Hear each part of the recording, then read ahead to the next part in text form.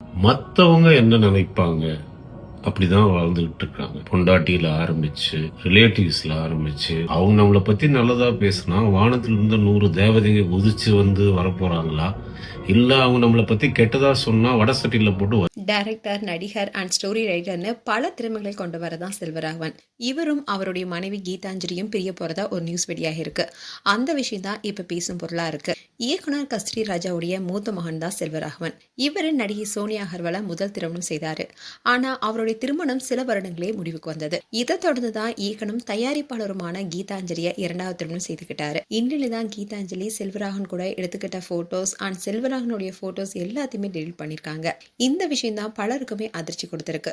துள்ளுவதோ இளமை படத்தின் மூலமா சினிமாவில் தனக்குன்னு ஒரு இடத்தை பிடிச்சவர் தான் செல்வராகவன். அந்த படத்தை தொடர்ந்து தான் காதல் கொண்டின் படத்துல நடிகை சோனியா அகர்வாலை அறிமுகம் செய்தாரு. முதல் படமே அவருக்கு நல்ல பெயரை கொடுத்துச்சு.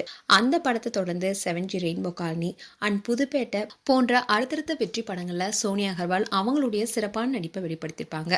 ரெண்டு பேருமே அடுத்தடுத்த படங்களை இணைஞ்சு பணியாற்றினாலேயே ரெண்டு பேரும் காதலிக்க தொடங்கினாங்க. 2006ல திருமணம் செஞ்சுக்கிட்டாங்க. அதுக்கப்புறமா இருவருக்கும் இடையே கருத்து வேறுபாடு ஏற்பட்டு 2010ல டிவோர்ஸ் பண்ணாங்க. இதை தொடர்ந்து தான் 2011ல கீதாஞ்சலியை திருமணம் செஞ்சுக்கிட்டாரு. இந்த தம்பதிக்கு ஒரு மகளும் 2 மகனும் இருக்காங்க.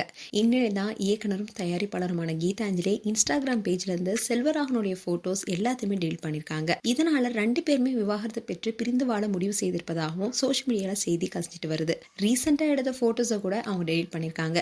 பொதுவாகவே பிரபலங்கள்ல பலருமே விவாகரத்தை அறிவிக்கிறதுக்கு முன்னாடி மறைமுக யுக்தியா போட்டோஸை டெலிட் பண்ணுவாங்க. அந்த வகையில தான் கீதாஞ்சலியும் செல்வராகவனுடைய போட்டோஸை டெலிட் பண்ணியிருக்காங்க.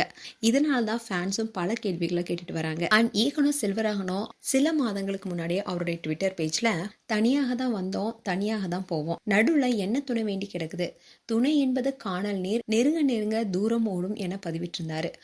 இதை தொடர்ந்து தான் செல்வராகவன் பற்றிய பல்வேறு செய்திகள் பரவ தொடங்கிடுச்சு.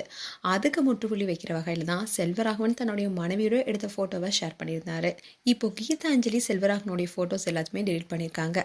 இதுக்கு கீதாஞ்சலி விளக்கம் கொடுப்பாங்களா என்ற எதிர்பார்ப்பும் ஃபேன்ஸ் மத்தியில் ஏற்பட்டிருக்கு.